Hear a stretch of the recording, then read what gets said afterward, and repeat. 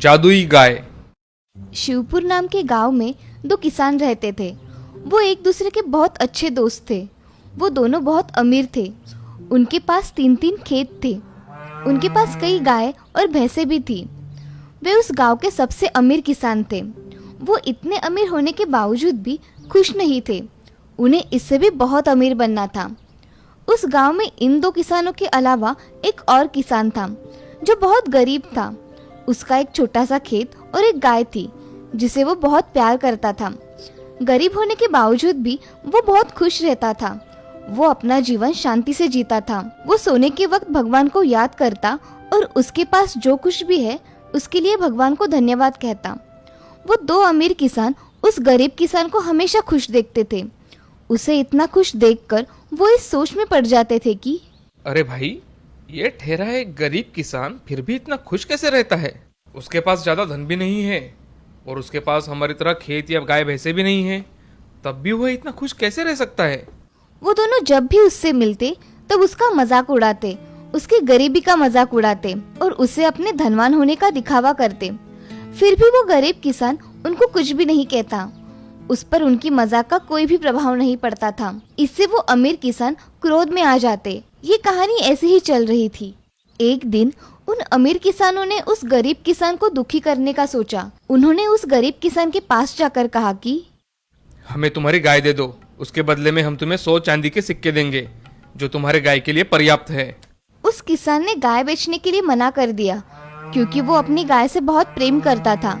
इसीलिए वो किसी भी कीमत पर अपनी गाय को बेचना नहीं चाहता था। गाय बेचने के लिए उस गरीब किसान का इनकार अमीर किसानों को पसंद नहीं आया। उन्होंने बदला लेने की ठानी। तेवर तो देखो इसके, हमारी बात नहीं मानता, अब इसे हम अच्छा मजा चखाएंगे। दोनों अमीर किसान उस रात को उस गरीब किसान के खेत में गए और सारी फसल जला दी, जिससे वो गरीब किसान के पास धन की कमी हो जाए और वो अपनी गाय बेचने पर मजबूर हो जाए। जब वो गरीब किसान सुबह उठा और अपने खेत में गया तो वो अपने खेत की इस दशा को देखकर दुख के कारण रोने लगा। हे भगवान, मैंने किसी का क्या बिगाड़ा था जो किसी ने मेरी फसल जला दी। अब मैं क्या करूंगा। वो बहुत उदास हो गया और रोते रोते घर आया। उसके पास अब धन की कमी हो गई थी। अब उसके पास पर्याप्त इतना भी धन नहीं था कि वो अपनी गाय को चारा लाकर खिला सके। ये देखकर किसान बोला, बिना खाना खाए तो मेरी गाय मर जाएगी। इससे अच्छा मैं अपनी गाय बेच देता हूँ, किसी के यहाँ तो वो अच्छी रहेगी। मुझे माफ कर देना है गौ माता, मेरे पास अब दूसरा कोई रास्ता नहीं है। उसने अपनी गाय को बेचने का तय किया। वो अपनी गाय को लेकर दूसरे गांव बेचने के लिए निकल पड़ता है। उसने अपने साथ 10 चांदी के सिक्के भी लिए थे। रास्ते में एक जंगल आया। उसने सोचा कि किसी ने मुझ पर हमला कर दिया तो मेरे सारे चांदी के सिक्के वो लेकर चला जाएगा। इसीलिए उसने चांदी के सिक्के की पोटली गाय के गले में बंधी घंटी में बांधकर छिपा दी। थोड़ी देर मुसाफरी करने के बाद वो थक गया, इसीलिए उसने एक सराय में आराम करने का सोचा। उसने अपनी गाय को सराय के बाहर बांध दिया और सराय में चला गया। उस गाय की पोटली में से एक चांदी का सिक्का नीचे गिर गया, जिसे उस सराय के मालिक ने देख लिया। अरे, लगता है ये एक जादुई गाय है जिसमें से चांदी के सिक्के निकलते हैं। ये भी चांदी का सिक्का उसी गाय से निकला है। जब वो गरीब किसान आराम कर सराय में से बाहर निकला तब उस समय सराय के मालिक ने उसे पूछा, आप कहाँ जा रहे हो जनाब? तब उस गरीब किसान ने जवाब दिया, जी, मैं अपनी गाय बेचने दूसरे गांव जा रहा हूँ। ये सुनकर सराय का मालिक खुश हो गया। उसने कहा कि अब आपको दूसरे गांव जाने की जरूरत नहीं है, मैं ही आपकी गाय खरीद लूंगा। उसने उस किसान को 1000 चांदी के सिक्के दिए और उसे अपनी गाय को देने को कहा। ये मूल्य उस गाय के मूल्य से बहुत अधिक था। फिर भी उस किसान ने इसे भगवान का संकेत समझकर उस गाय को सराय के मालिक को दे दिया और किसान खुश होकर अपने गांव वापस चला गया। वो अपने घर जाते ही बैठकर चांदी के सिक्के गिनने लगा। तभी वहाँ दोनों अमीर किसान आए और उस गरीब किसान के पास 1000 चांदी के सिक्के देखकर चौंक गए। उन्होंने उस गरीब किसान से पूछा, तुम्हारे पास इतने सारे चांदी के सिक्के कहाँ से आ गए? तब वो गरीब किसान मुस्कुराते बोला, मैंने अपनी गाय बेच दी, उसी के मुझे इतने सारे सिक्के मिले हैं। अब वो इन सिक्कों से बहुत सारी गाय खरीदेगा और उससे बहुत ज्यादा धन कमाएगा। उनकी चाल उल्टी पड़ गई। ये जानकर अमीर किसान दुखी हो गए। बुरे कर्म का नतीजा हमेशा बुरा होता है। सुंदरपुर नाम के राज्य में एक सुजेन नाम की लड़की रहा करती थी। उसके भाई का नाम था एलन। दोनों एक दूसरे से बहुत प्यार किया करते थे। उनके घर में उनकी सौतेली माँ चाला और उसकी बेटी शलाका रहा करती थी। वो दोनों माँ बेटी सुजेन को हर प्रकार की तकलीफ देने की कोशिश किया करते थे। शलाका दिखने में थोड़ी बदसूरत होने के कारण चाला सुजेन से अच्छा बर्ताव नहीं किया करती थी। एक दिन चाला सुजेन से, अरे सुजेन, मेरे लिए दूध लेकर आओ। जी माँ, अभी लेकर आई। ऐसा कहकर सुजेन जल्दी से चाला के लिए दूध लेकर आती है। चाला कुछ जादू कर रही थी। तभी सुजेन आवाज देती है, माँ, मैं आपके लिए दूध लेकर आई हूँ, वहाँ रख दो और यहाँ से दफा हो जाओ। जी। ऐसा कहकर सुजेन वहाँ से चली जाती है और उदास होकर बाहर आंगन में बैठती है। तभी उसका भाई एलन वहाँ आता है और सुजेन से, क्या हुआ सुजेन, तुम बड़ी उदास लग रही हो। कुछ नहीं भैया, कुछ नहीं हुआ है। मुझे सब पता है, मुझसे तो मत छुपाओ। भैया, माँ हमसे ऐसा व्यवहार क्यों करती है, जैसे हम उसके कोई नहीं है। तुम माँ की बातों को दिल पर मत लेना, मैं हूं ना, तुम चिंता मत करो। हाँ भैया, तुम हो, इसलिए मुझे कोई चिंता नहीं है। ऐसा कहकर सुजेन अपने काम करने चली जाती है। ऐसे ही दिन बीत जाते हैं, मगर उसकी सौतेली माँ उन दोनों पे बहुत जुल्म करती है। उससे घर के सारे काम करवाती है। उसकी बेटी शलाका और वो दोनों दिन भर मजे में रहा करते थे। एलन भी अब दिन भर के काम करके ऊब गया था। एक दिन एलन और सुजेन वहाँ से भाग जाने की सोचते हैं और उसी रात वो दोनों घने जंगल में भाग जाते हैं और थककर एक पेड़ के नीचे सो जाते हैं। अगली सुबह घर में, सुजेन, मेरे लिए 1 कप चाय लेकर आओ, जल्दी। उसे कोई आवाज नहीं आती। वो फिर से आवाज लगाती है, सुजेन। तभी उसके समझ में आता है कि घर में कोई नहीं है। वो अपने कमरे में जाकर अपना जादू एक आईने पर डालकर देखती है कि सुजेन कहाँ पे है। तो उसे पता चलता है कि सुजेन और एलन जंगल में सो रहे हैं। अब वो बोलती है, अच्छा हुआ ये जंगल में चले गए, मुझे इन्हें घर से निकालने की नौबत ही नहीं आई। अब देखो कैसे मजा आता है। ऐसा कहकर चाला अपना जादू जंगल के पानी पर कर देती है। उन दोनों ने ये पानी पिया तो वो जानवर बन जाएंगे। हा हा हा। यह सुजेन और एलन जंगल में उठ जाते हैं और उठने के बाद देखते हैं कि वो जंगल में बहुत दूर तक पहुंच गए हैं। उन्हें अब कोई नहीं ढूंढ सकता था।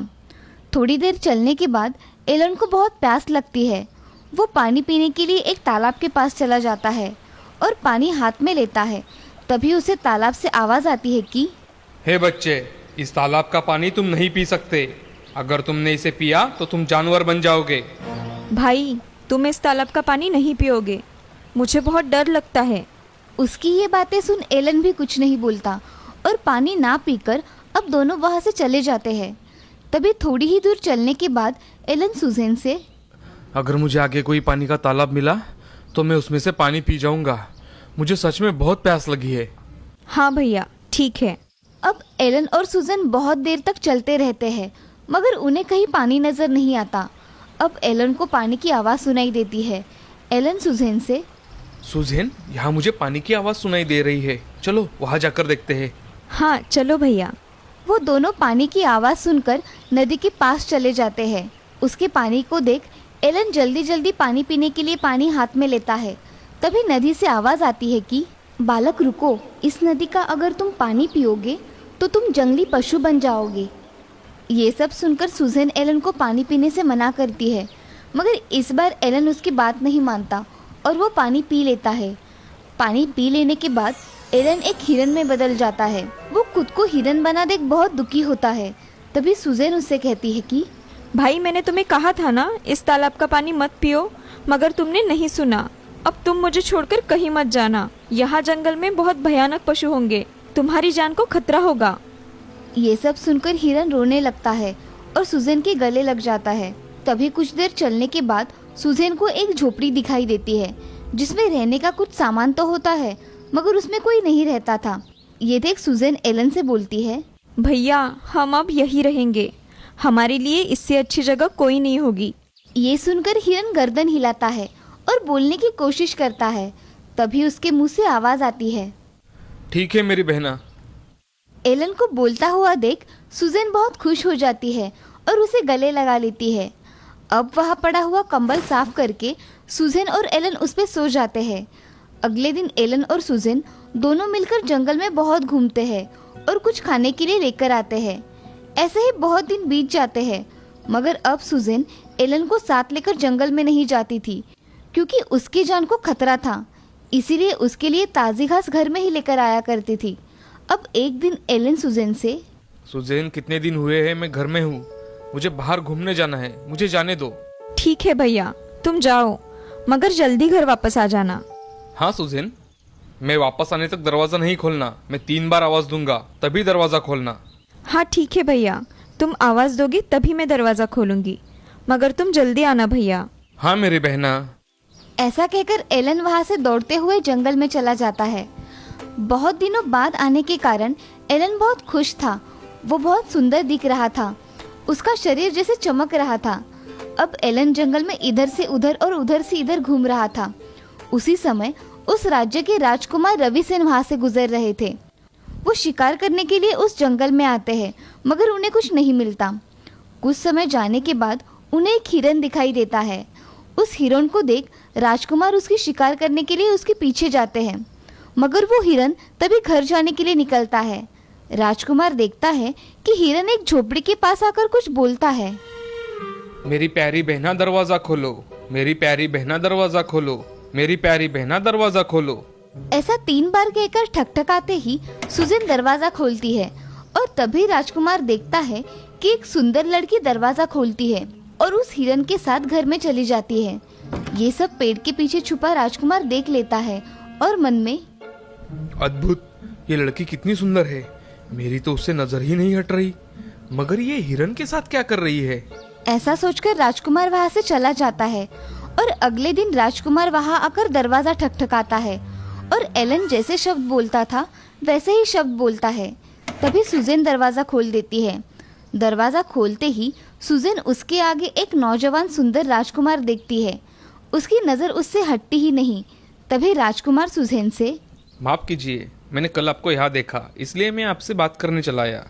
मैं इस राज्य का राजकुमार रविसेन हूँ, आप मुझे बहुत पसंद हो। ये आप क्या कह रहे हो राजकुमार? मुझे कुछ समझ में नहीं आ रहा है। मैं आपसे विवाह करना चाहता हूँ, क्या आप मुझसे विवाह करोगी? सुजेन राजकुमार की ओर देखती ही रहती है और उसे उसकी और एलन की कहानी बताती है। सब सुनने के बाद राजकुमार, मुझे इससे कोई फर्क नहीं पड़ता, आप शादी के लिए तैयार है या नहीं ये बताइए। हाँ राजकुमार, मैं आपसे शादी करने के लिए तैयार हूँ, मगर मुझे ये बात मेरे भाई को बतानी होगी। जी बेशक, आप उन्हें बताइए, मैं चलता हूँ। आप कल हमारे राज्य में शाही मेहमान बन के आइए, मैं आपकी राह देखूंगा। ऐसा कहकर राजकुमार वहाँ से चला जाता है और सुजेन को ये सब एक सपने की तरह लगता है। तभी वहाँ एलन आता है। एलन को देख सुजेन उसे सारी बात बता देती है। भैया, आज यहाँ इस राज्य के राजकुमार आए थे, उन्होंने मुझसे शादी करने का प्रस्ताव सामने रखा है। सच में सुजेन? हाँ भैया, उन्होंने कल हमें उनके राज्य में बुलाया है। फिर कल हम राजकुमार के राज्य में जाएंगे।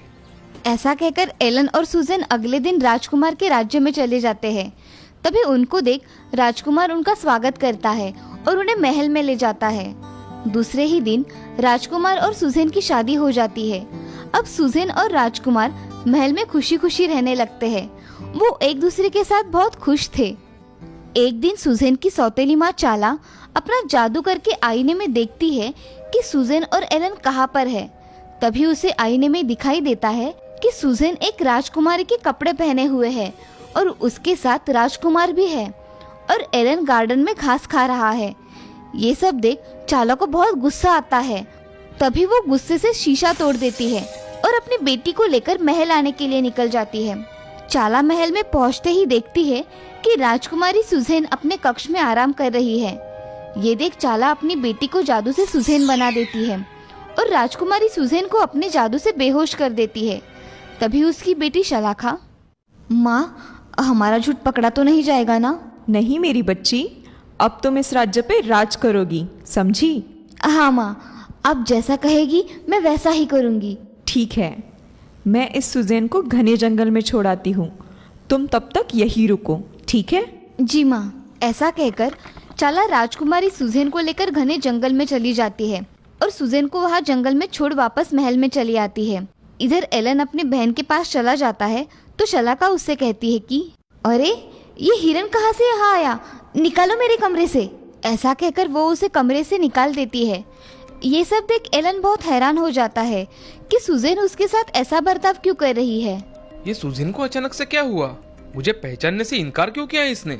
ये सब सोचते सोचते वो गार्डन में आ जाता है, मगर उसका वहाँ जी नहीं लगता। तो वो फिर से अपनी बहन को मिलने के लिए चला जाता है। तो वो देखता है कि उसकी सौतेली माँ कमरे में है।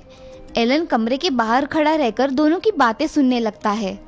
शलाका, मैं उस सुजैन को घने जंगल में छोड़कर यहाँ चली आई। अब वह कभी वापस नहीं आएगी। अब तुम हमेशा के लिए इस राज्य पर राज करोगी। हाँ माँ, तुम सही कह रही हो। यहाँ आकर मुझे बहुत अच्छा लग रहा है। अब तुम्हें राजकुमार के साथ कैसे बात करनी है इसकी तैयारी करनी होगी। जी माँ। ये सब बाहर खड़ा एलन सुन रहा था। उसकी आंखों में आंसू आ जाते हैं और वो जंगल की ओर चला जाता है। वो जंगल में बहुत देर सुजैन को ढूंढता है, मगर उसे सुजैन दिखाई नहीं देती। तभी उसे एक पेड़ के नीचे एक ऋषि बैठे दिखाई देते हैं। वो उनके पास जाकर, बाबा मेरी मदद कीजिए, मुझे आपकी मदद की जरूरत है। बोलो, क्या कहना चाहते हो? तुम्हें मेरी कैसी मदद चाहिए? बाबा, मेरी बहन इस जंगल में है, मुझे उससे मिलना है। क्या आप उसे खोजने में मेरी मदद करेंगे? तभी बाबा आंखें बंद करके ध्यान लगाते हैं और थोड़ी देर में कहते हैं, तुम्हारी बहन तुम्हें इस दिशा में मिल जाएगी। तुम दोनों बहुत ही जल्द मिल जाओगे। और हाँ, ये सब तुम्हारी सौतेली माँ ने किया है। तुम्हें हिरन भी उसी ने बनाया है। ये सब सुन एलन चुप हो जाता है और बाबा से, बाबा, हमें इस मुसीबत से बचने का उपाय बताइए। ये लो जल, तुम्हारी सौतेली माँ जब तुम्हारे सामने आएगी तो उसके ऊपर ये जल छिड़क देना, तभी उसकी सारी शक्तियाँ नष्ट हो जाएगी। तुम पहले जैसे बन जाओगे एलन।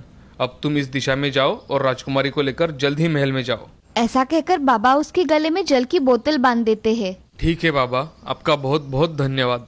ऐसा कहकर एलन बाबा ने बताई हुई दिशा की ओर चला जाता है और उसे कुछ देर चलने के बाद सुजैन एक पेड़ के नीचे बैठी दिखाई देती है।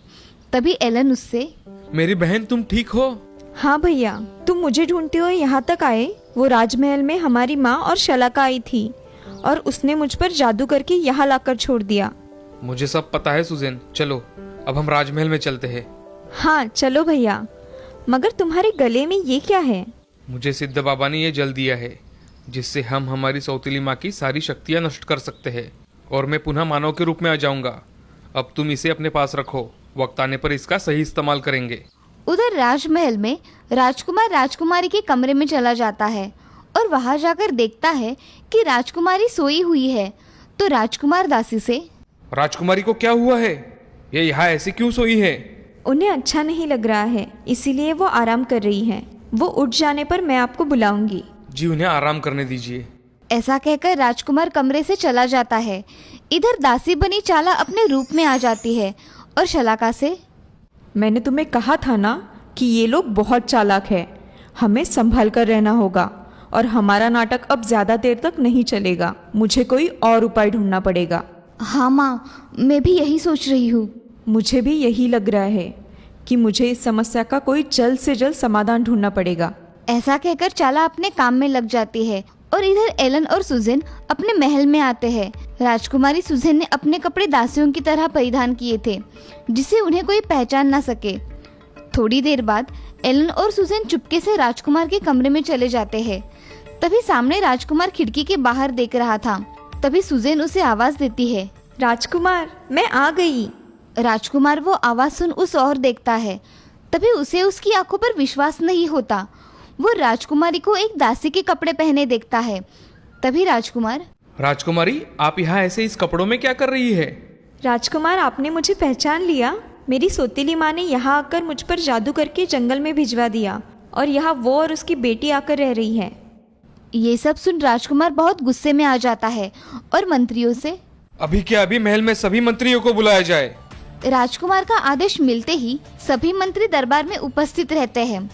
तभी राजकुमार राजकुमारी के साथ महल में आता है और महल में आते ही वो महल में नकली राजकुमारी और उसकी दासी को बुलाने का आदेश देता है। थोड़ी ही देर में वो नकली राजकुमारी और उसकी माँ आ जाते हैं। तभी उनकी नज़र राजकुमार के पास खड़ी राजकुमारी सुजैन पर पड़ती है, तो वो बहुत गुस्से में आ जाती है। तभी वो अपना असली रूप धारण कर लेती है। इन्हें अभी क्या अभी बंदी बना लिया जाए। इन्होंने राजकुमारी को जान से मारने की कोशिश की है। आप क्या मुझे बंदी बना लोगे? मैं कभी किसी के हाथ नहीं आती और मैं इस राजकुमारी को नहीं छोड़ूंगी। ऐसा बोलकर चाला मंत्र पढ़ती है और उसके ऊपर कुछ करे। तभी सुजैन अपने पास रखा हुआ जादुई जल जो कि बाबा ने दिया हुआ था उसे निकालकर चाला के बदन पर छिड़क देती है। तभी उस जल के प्रभाव से उसका जादू काम करना बंद कर देता है। ये सब देख चाला बहुत गुस्से में आ जाती है और अपने आप को संभाल नहीं सकती। तभी राज्य के सिपाही उसे लेकर कारागृह में डाल देते हैं। ये सब देख राजकुमार और राजकुमारी बहुत खुश हो जाते हैं और उस जल के प्रभाव से चाला की बुरी शक्तियां नष्ट हो जाती है और उसी के साथ एलन भी अपने मूल रूप में वापस आ जाता है। ये सब देख सभी बहुत खुश हो जाते हैं। अब सब बहुत खुशी खुशी रहने लगते हैं। इस कहानी से हमें ये सीख मिलती है कि जिंदगी में हमेशा अच्छे कर्म करने चाहिए, कभी भी बुरे कर्म नहीं करने चाहिए। बुरे कर्मों का फल बुरा ही होता है। वो कहते हैं ना, कर भला तो हो भला, कर बुरा तो हो बुरा।